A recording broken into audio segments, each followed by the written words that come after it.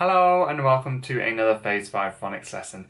Today we're carrying on looking at the endings of words and we're going to be looking at adding the ing sound to the end of words. Let's have a look. So we're going to start off today by having a look back at the things we looked at last week. Last week we were looking at how to make words into plurals, so when there's more than one, and how to make words into the past tense. And you can see that I've got a couple of examples here. Over on the left I've made the verb jump into the past tense and it's now jumped, and I've done that by adding ed. And over here I've made chair into more than one, I've made it into a plural, and I've made chair into chairs by adding s. And you'll remember that there were some rules we looked at. For adding ed, we did something slightly different. When the word ended in a y, we had to change it to an I, unless it was an a or an oi sound. And over with the plurals, remember that we had those sounds that we need to add es rather than s. And those sounds were sh, z, s, ch, and x. So I've got a list of words for you, and I'd like you to turn these words into words that are in the past tense by thinking about adding ed.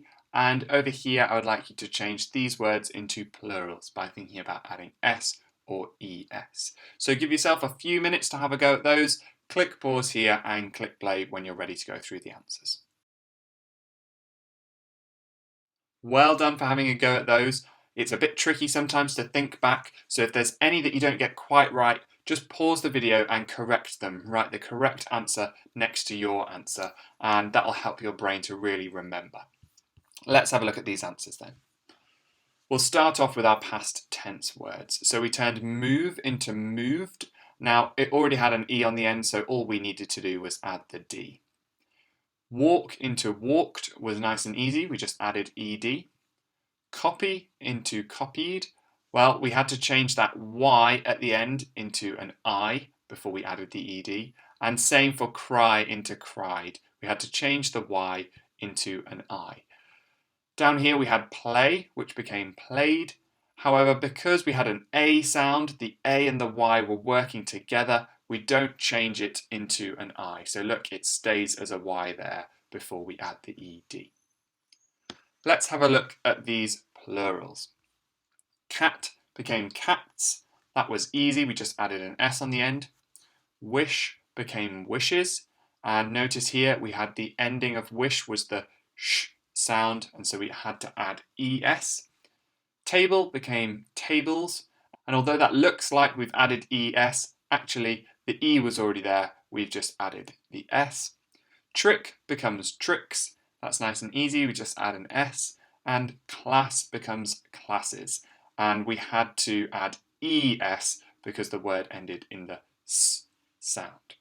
So like I say, if you had any of those that weren't quite right, click pause here and just make those changes, correct it so it's right, and then click play when you're ready to move on. Let's have a look at our new learning for today. We're having a look at adding the ing sound today. So the example that I've given down here is the word read, and you can see that that's giving us the meaning. We're talking about reading, opening a book, reading the words, and we've added ing on the end. So a couple of sentences that you might find those words in. You might say, I like to read, and then you might say, I was reading last night. Now, normally we just need to add ing on the end of a verb. However, there are some rules again that we need to know. There's only two rules that we really need to focus on this week, where we do something a little bit different. The first is again when the word ends in an E. Now, have a look here. We've got move becoming moving. And what's happened is when a verb ends in an E, so we're talking about doing words today, when it ends in an E, we have to get rid of that E before we add the ing on the end. So that E has disappeared and then we've added ing. And the same for drive and live. Drive ends in an E. To make driving, we have to get rid of the E and then add ing. Same for live, we have to get rid of the E and then add ing to make living.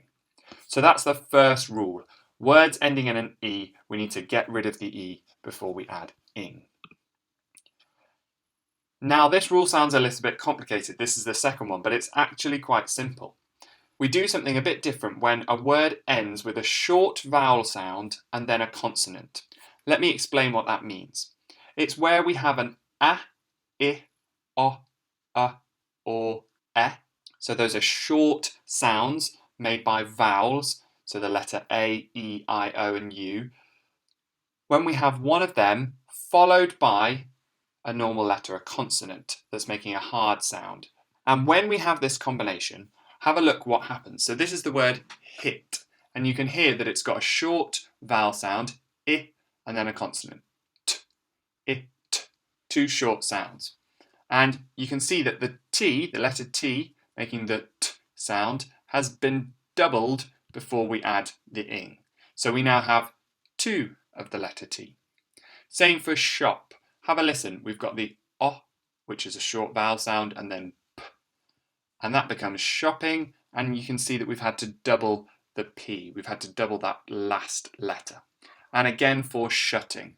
We've got the which is a short sound, and then T. And the T making that T sound is doubled before we add the ing. So this one can be sometimes a bit of a tricky one to spot. So have a listen to the word, and that will help you to work out, is it a short vowel sound? Remember, a short vowel sound is literally a short sound. A, I, O, or E. It's not an A, E, I, which are all longer sounds. So time for you to have a little bit of a practice then. You can see here that I've got some verbs and they're waiting to have ing added to them. However, you need to remember those rules. If it ends in an E, take off the E first, and if it has that short vowel sound followed by a consonant, then you're going to need to double that last letter. So have a go at those now, click pause and click play when you're ready to go through them. Let's have a look then. Remember again, click pause if you make any mistakes. That's absolutely fine. Mistakes are how we learn, but we need to correct it, write the right answer next to it, and that will help your brain to learn the correct spelling. So here we go. With the first one, we've got wipe. Wipe becomes wiping, and you can see that because it ends in an E, we need to get rid of that E before we add the ing. Run becomes running, and because we've got the short vowel sound and then n, we have to double that letter N before we add ing. Play becomes playing, that's nice and straightforward, we just add ing on the end. Eat becomes eating, again we just add ing on the end.